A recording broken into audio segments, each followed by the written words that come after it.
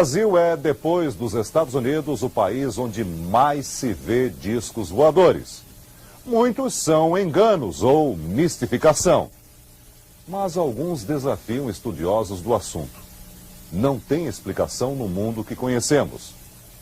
A reportagem no Brasil é de Domingos Meireles. Em volta não tinha nada, que eu olho pra cima tinha uma luz por cima de mim.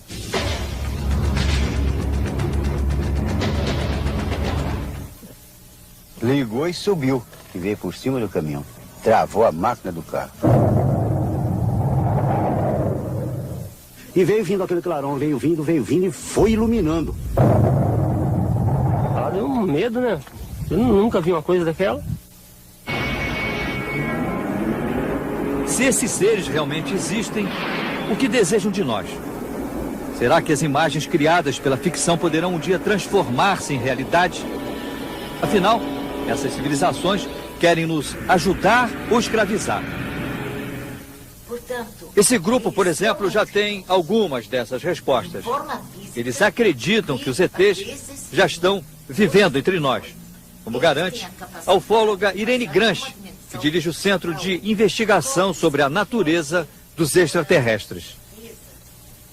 O que pode ser comprovado cientificamente é a presença deles entre nós, a comunicação que eles têm com as pessoas, fisicamente, quando o disco desce, falam normalmente com essas pessoas, depois vão embora ou levam a pessoa junto. Então, essa é uma comprovação. O fazendeiro Arlindo Gabriel teve um desses contatos imediatos na Serra do Alegre, no município de Baipendi, no sul de Minas. Nós vamos começar a subir esta serra para chegarmos ao local onde o senhor Arlindo fez um contato de 3º grau com os tripulantes de uma nave extraterrestre. Segundo os estudiosos, esse é um dos acontecimentos mais importantes da ufologia brasileira. Nós vamos caminhar mais ou menos umas 3 horas para conseguirmos chegar a esse local. Foi aqui, depois de caminhar quase durante 2 horas, que o senhor Arlindo se separou dos outros 2 companheiros com os quais veio caçar no alto da serra. Cada um seguiu por um caminho. O que foi que aconteceu com o senhor quando o senhor ficou sozinho? Quando eu fiquei sozinho, eu entrei num mato grosso e saí numa roda de campo. Então lá eu vi um relâmpago quando desceu atrás de um espigão de campo. Então eu fui lá para ver o que tinha nesse lugar. E o que o senhor viu? Aí eu vi um aparelho em forma de poste dessa largura. Tinham 2 bracinhos dos 2 lados. E em cima também tinha uma bola grande. E essa bola estava acendendo de vermelho e branco, sem parar. Depois, o fazendeiro nos levou até o local, onde ele disse ter visto e fotografado os objetos que pousaram a pouco mais de 200 metros de onde ele estava. Quando eu disse mais para baixo um pouquinho, desceu outro. Desceu um aparelho.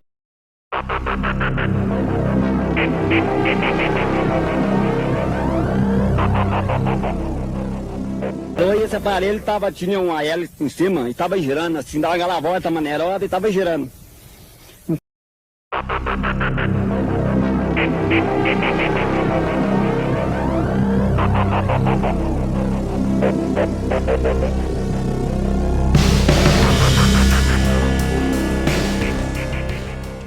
Quando eu desci de pouco a pouco ali, atrás mais ou menos ali, desceu um outro.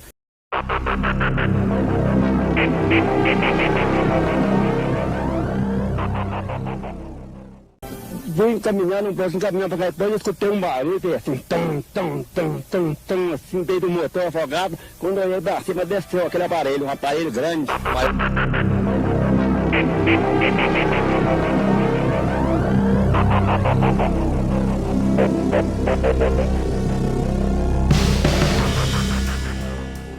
Quando deu de abrir a vista, 2 homens baixinhos me pegou um de um lado e outro do outro. Quando eles me pegaram, essa hora eu fiquei assim meio violento. Aí eu falei para ele, pelo amor de Deus, me solta, eles não largaram não. Ele disse assim para mim, em Deus nós todos somos irmãos, nós não fazemos mal a ninguém.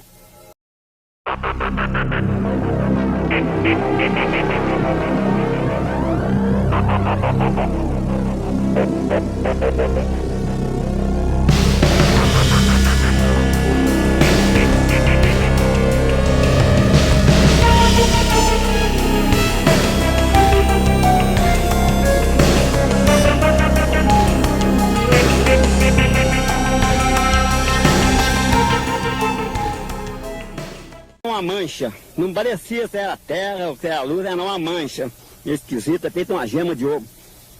Então ela falou, aqui é onde nós estamos. Nós viemos aqui e voltamos com poucas horas, mas é de acordo com a rotação da Terra.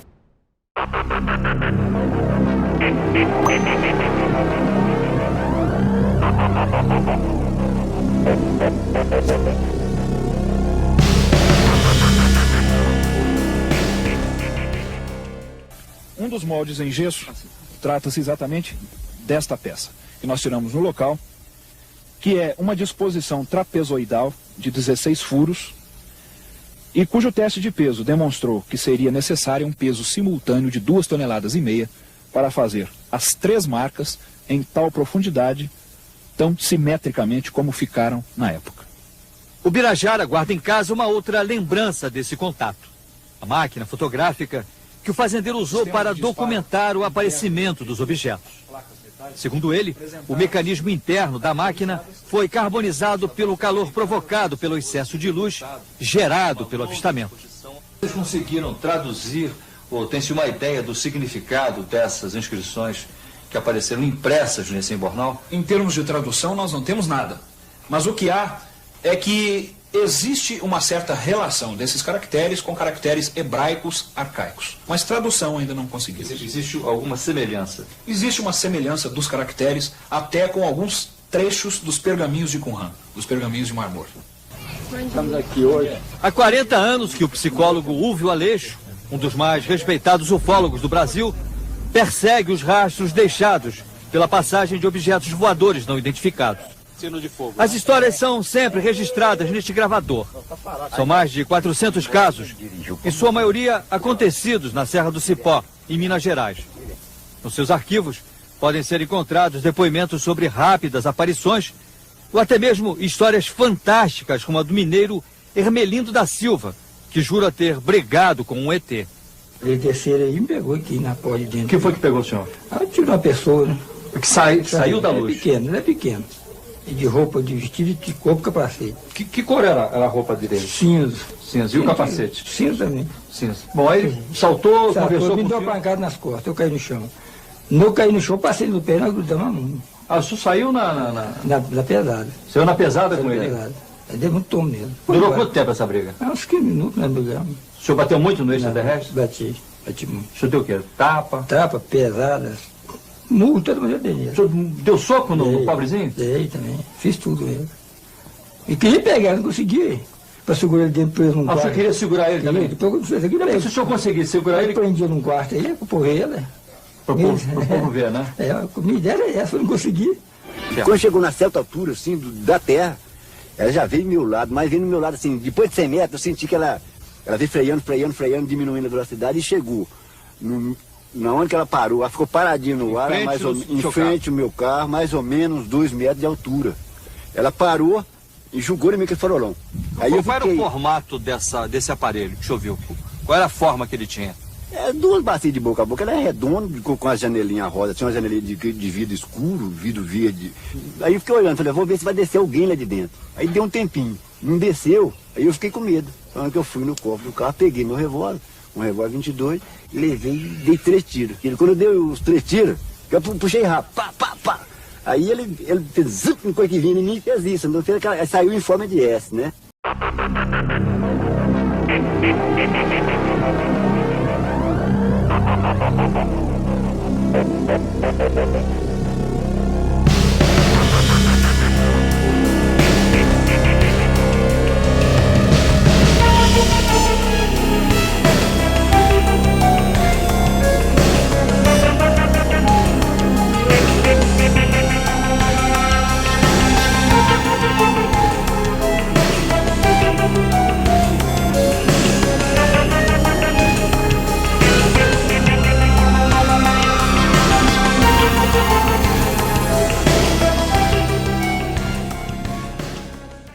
Na noite de 19 de maio de 1986, vários pontos luminosos não identificados foram detectados pela tela radar do Centro de Controle de Tráfego Aéreo do Sindacta, aqui em Brasília. No início, essas luzes ficaram paradas sobre São José dos Campos, no interior de São Paulo. Depois, as luzes começaram a se movimentar sobre a cidade. a torre de controle do aeroporto de São José dos Campos e os pilotos que sobrevoavam essa região confirmaram a presença dessas luzes. Informaram imediatamente aos operadores do Sindacta. A partir da nossa visualização radar da região, verificamos que obtínhamos naquela região a recepção de 3 sinais radar realmente estranhos. Repassamos imediatamente a informação de operações militares, que por sua vez repassou ao Núcleo de Comando de Defesa Aeroespacial.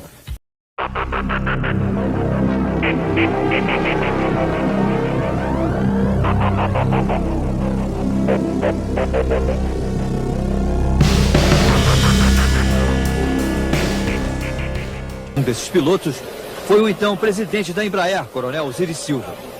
Estava se aproximando da cidade quando foi acionado pelo Sindacta. Quando eu cheguei próximo a São José, eu voltei a falar com o Centro Brasília e o centro me disse que tinha um alvo não reportado, quer dizer, um alvo desconhecido no radar. Aí eu falei com o centro, ok, vou voar na direção dele. De fato, eu vi um objeto luminoso no espaço, parecia um astro normal. Eu voei na direção dele e após 5, 6 minutos de voo, fiquei com a impressão de que ele começou a esmaecer, a perder a intensidade e o brilho. Perguntei ao copiloto, ele teve a mesma impressão, continuamos a voar e até que ele foi esmaecendo de fato e desapareceu.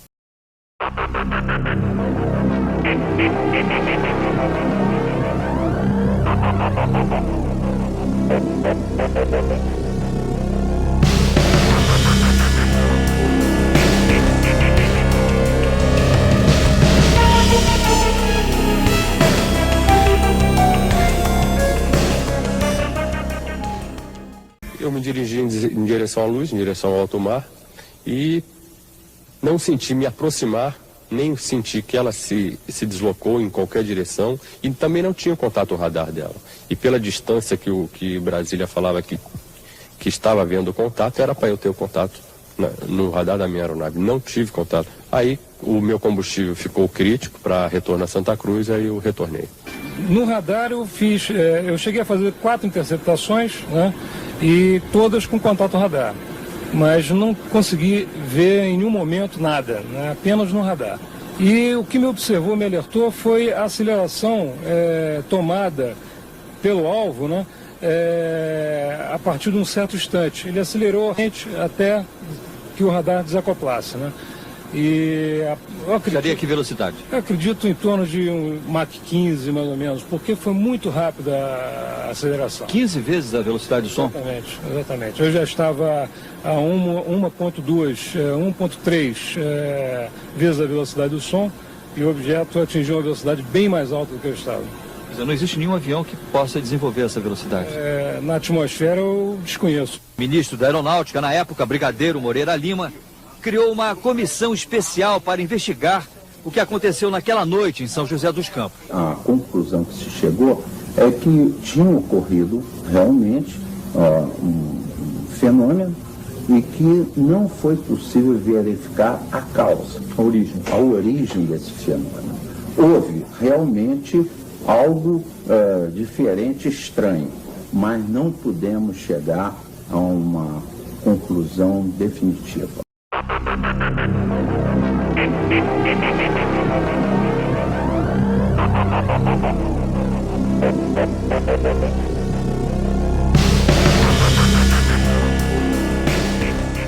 O jornalista e ufólogo Ademar Givaer, há 10 anos que investiga esses fenômenos no Pantanal.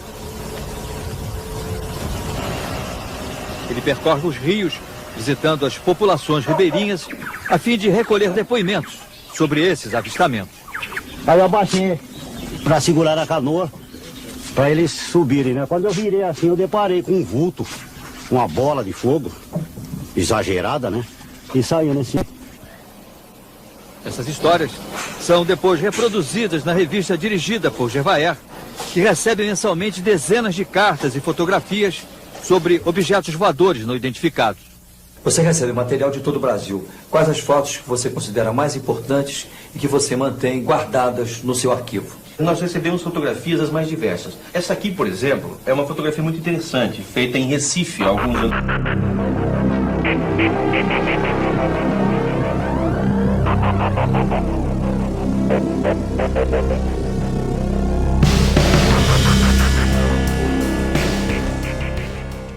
Todo o material divulgado pela revista é antes analisado pelo engenheiro eletrônico Claudeir Covo, para saber se se trata de uma fraude ou de um flagrante autêntico. Claudeir, com a ajuda do computador, examina sempre os negativos para verificar se não houve algum truque durante o processo de revelação.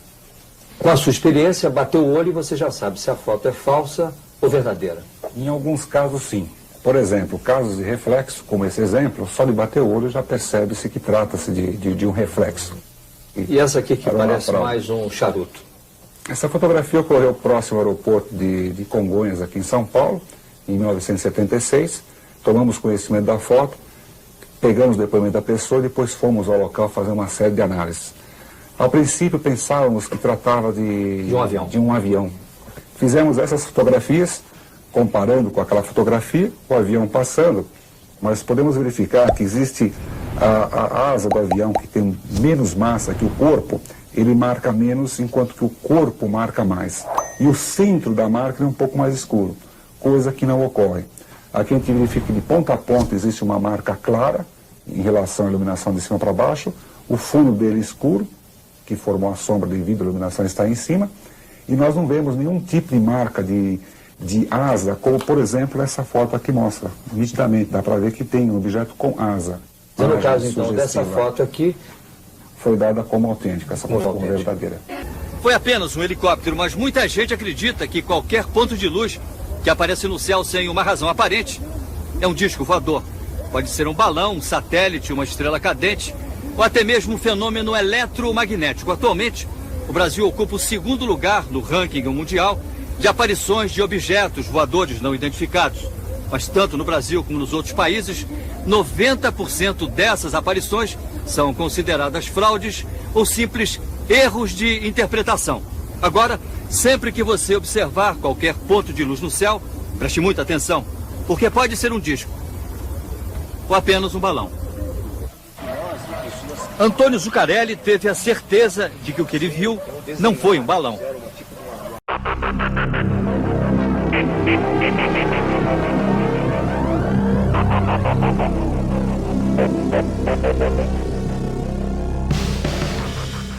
A gente abriu o círculo e olhou para cima, tinha um OVNI em cima da gente, bem perto. Pelo cálculo que o Claudeir fez, mais ou menos a uns 1000 metros acima da cabeça da gente. E qual foi a sua emoção? Então, na verdade, foi violenta, se você quer saber, viu?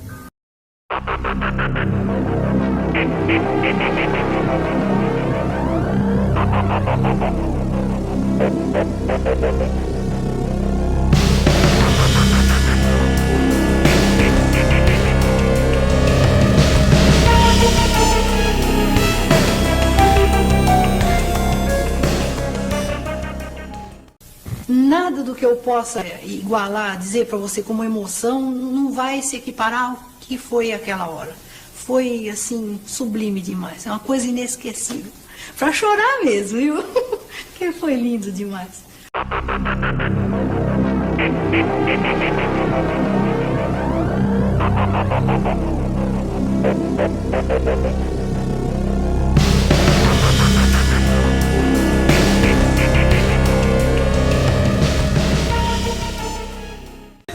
O ufólogo Marco Antônio Petit, que pesquisa essas aparições, diz que nunca viu nada igual. Observando nesse filme, possivelmente, é a base do objeto.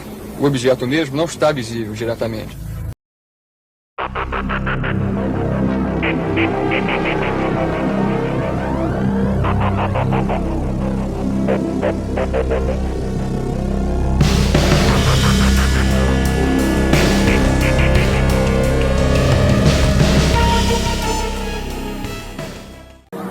Em cada 10 pessoas nos Estados Unidos acreditam que o contato entre seres de outros planetas e os habitantes da Terra vai acabar um dia acontecendo, se já não aconteceu.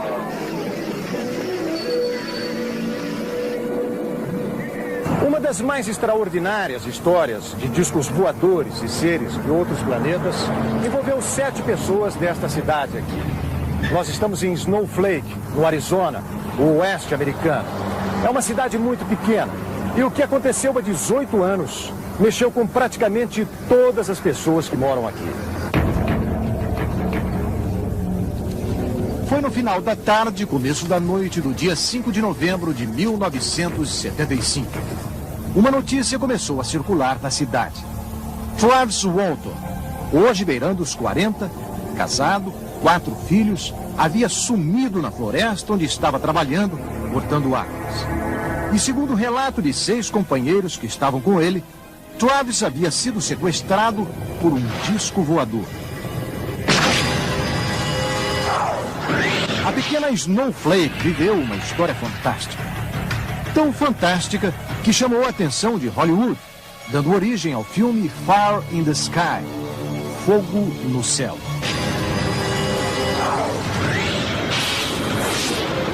O filme conta o sequestro de Travis Walton. Exatamente como ele me contou nesta entrevista. Nós estávamos em 7 na caminhonete cabine dupla voltando para casa. Estava começando a escurecer, todo mundo cansado. E vimos uma luz vindo entre as árvores. Sentimos uma coisa estranha nessa luz. Ninguém disse nada, ficou um silêncio, todos olhando na mesma direção. Travis pensou que fosse fogo, talvez um incêndio na floresta, talvez um desastre de avião. Quando avançamos um pouco, disse ele, vimos a fonte da luz e aí começamos a ouvir um ruído. E pudemos ver o objeto. No filme, no papel de Travis, o ator D.B. Sweeney, ele fica paralisado, maravilhado com o que vê. What is that? I don't know what that is. It's a UFO or it's a spaceship, something like that. Isso. Você podia ver o contorno dele. Estava a uns 6 metros de altura. Irradiava muita luz, uma luz dourada. Eu estava curioso em ver aquilo de perto. O pessoal gritava de dentro da caminhonete para eu sair dali. E eu queria chegar mais perto. Havia um barulho, uma vibração estranha. Não uma coisa que você ouve, mas uma coisa que a gente sente. The hell is that? Get back in the truck! A coisa começou a mexer assim. Fiquei assustado e pulei atrás de um tronco de árvore caído para me proteger. Foi aí que eu achei que devia mesmo dar fora. Quando me levantei, alguma coisa me bateu, me atingiu. Foi como um choque elétrico. Eu desmaiei.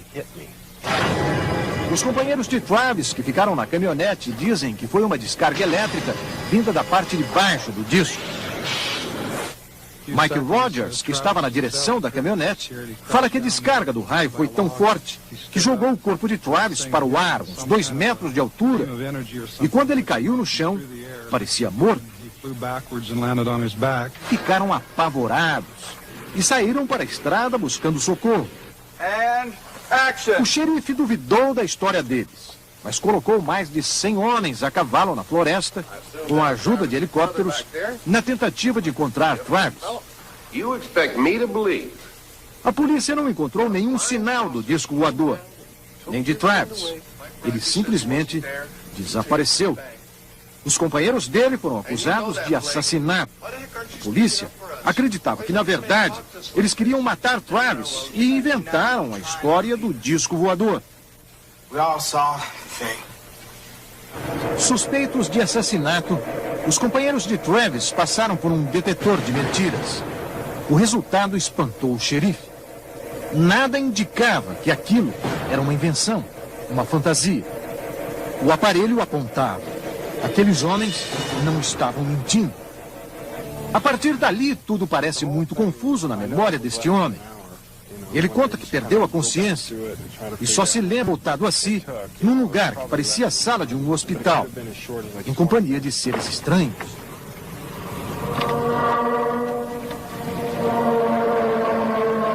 Como eram eles? Pareciam seres como nós, 2 braços, 2 pernas, olhos, nariz, mas não eram seres humanos. Tinham a cabeça grande, sem cabelos, boca pequena, nariz pequeno, mas olhos muito grandes. Era difícil olhar para os olhos, dava medo. Você chegou a conversar com eles, não? No talking. I was screaming all kinds of things. Não falava. Só eu gritei, apavorado. Peguei um objeto de cima de uma mesa e tentei me defender. Eles vinham na minha direção. Aí eles viraram e saíram do lugar. Mas eles voltaram. E no filme esta passagem aparece assim. Uma cena de violência que pode não ter se passado exatamente assim, segundo as lembranças de Travis. O fato é que ele perdeu os sentidos pela segunda vez. Quando Travis Walton recuperou a consciência, ele estava aqui, na beira dessa estrada, exatamente no lugar onde eu estou agora, a 80 quilômetros da cidade dele, Snowflake. Ele não tinha consciência, ele não sabia. Mas haviam se passado 5 dias desde aquele momento em que ele desapareceu na floresta. I was lying face down. My head was on my arm. Eu estava caído de bruços, a cabeça apoiada no braço. Consegui levantar e vi uma luz brilhando, iluminando a estrada.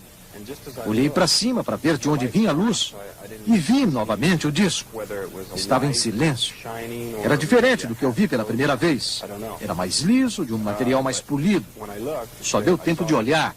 Ele foi embora em silêncio. O que ficou na minha lembrança foram momentos, disse ele. Alguns minutos. Nada mais do que isso. Na verdade, o Walton não sabe o que aconteceu com ele. Mas esse homem diz que sabe, ou pelo menos acha que sabe. Ele é Bud Hopkins, autor deste livro, o best-seller Intruders, Os Intrusos, já traduzido em português e lançado no Brasil. Hopkins é um especialista em ufologia, um dos mais conhecidos do mundo. Seu livro deu origem ao filme The Intruders, que reúne dezenas de histórias de sequestros de seres humanos por criaturas vindas de outros planetas.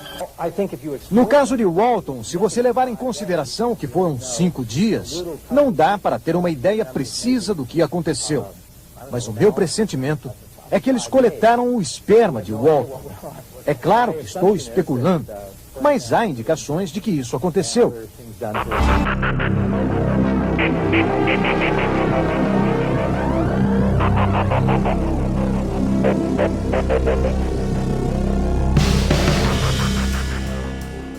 As fotos feitas há 17 anos são indicações fortíssimas de que existe vida inteligente no universo, além da Terra. Mas há um grupo dentro da NASA que não quer o avanço das pesquisas sobre os ETs, diz ele. Só que a NASA, embora nunca tenha admitido a existência de extraterrestres, oficialmente não descarta a hipótese de vida em nossa ou em outras galáxias. Tanto que está investindo milhões de dólares num projeto chamado SET, à procura de vida inteligente extraterrestre. O que eles chamam de o ouvido do universo. O grande ouvido da NASA é esse aqui.